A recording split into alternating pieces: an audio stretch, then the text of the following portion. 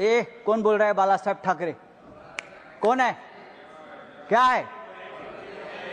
Please please please इधर से please कुछ भी कमेंट करते हैं वहां से। प्लीज नहीं, हम सुनते रहते हैं, आप बोलते रहते हैं। क्या है आपको क्या मालूम है? आप 10 बार पार्टी बदलने वाले ये लोग हैं। संजय राउत जी, ये घुसखोर है। संजय राउत जी प्लीज हमने आपको इंटरप्ट किया है क्या? प्लीज प्लीज नहीं, सब कमेंट्री रोको। मेरा टाइम अभी शुरू हो गया। तो speaker honourable member Sanjay Raut. Thank you very much sir. ये इमिग्रेशन एंड फॉरेनर जो बिल है, जब ये टेबल किया गया तो हमारे गृह मंत्री जी ने कहा कि ये देश धर्मशाला नहीं है और हम धर्मशाला नहीं बनने देंगे। ये देश को धर्मशाला बनाना किसी का मकसद भी नहीं है और कोई बनने भी नहीं देगा। लेकिन ये देश जेल भी नहीं है। ये देश जेल भी नहीं, अगर धर्मशाला नहीं है तो ये देश जेल भी नहीं है। हमको तो कौन बोल रहा है? बाला साहब ठाकरे कौन है? क्या है? प्लीज प्लीज प्लीज इधर से प्लीज कुछ भी कमेंट करते हैं वहां से। प्लीज नहीं, हम सुनते रहते हैं, आप बोलते रहते हैं। क्या है आपको क्या मालूम है? आप 10 बार पार्टी बदलने वाले ये लोग हैं। संजय राउत जी, ये घुसखोर है। संजय राउत जी प्लीज हमने आपको इंटरप्ट किया है क्या? प्लीज प्लीज नहीं, सब कमेंट्री रोको। मेरा टाइम अभी शुरू हो गया। तो 10 साल से ये देश के लोगों को एक तरह से जेल में रखा गया है। लेकिन अब जो विदेश से लोग आएंगे वैलिड पासपोर्ट पर, वैलिड वीजा पर, उनको भी शायद ये कानून जेल में रखना चाहता है।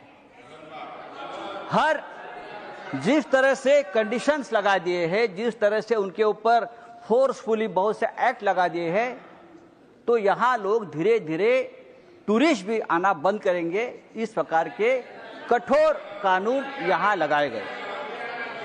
सर, प्रेसिडेंट ट्रंप ने, हाँ ये कानून चाहिए। हम नहीं चाहते कि देश में कोई इलीगल तरीके से रहे, चाहे बांग्लादेशी हो, चाहे रोहिंग्या हो, चाहे अमेरिकन हो, चाहे यूरोपियन हो।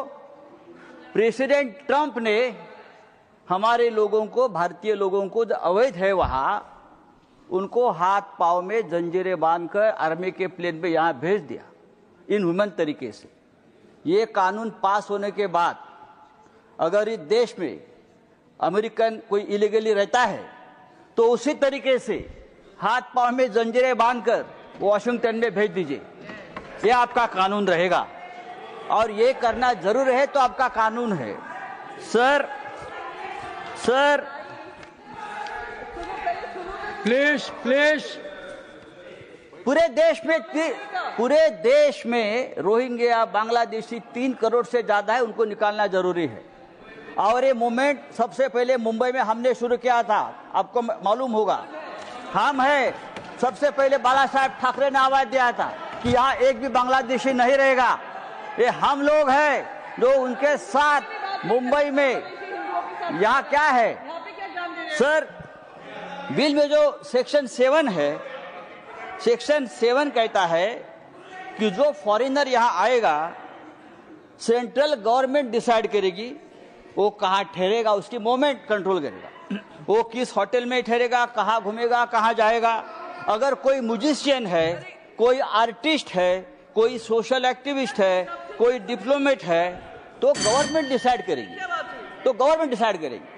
अगर कोई डिप्लोमेट्स है, कोई स्टूडेंट डेलीगेशन है, कोई जर्नलिस्ट है, देश में आता है और किसी प्रमुख नेता को मिलना चाहते, चाहे सोनिया गांधी जी को मिलना चाहते हैं, लीडर ऑफ अपोजिशन को मिलना चाहते हैं, राहुल गांधी जी को मिलना चाहते हैं, उद्धव ठाकरे साहब को मिलना चाहते हैं, तो गवर्नमेंट से आपको परमिशन लेनी पड़ेगी। मैं उनको मिलने जा रहा हूं, अगर वो आपको अलाउ करेगा आप मिलो।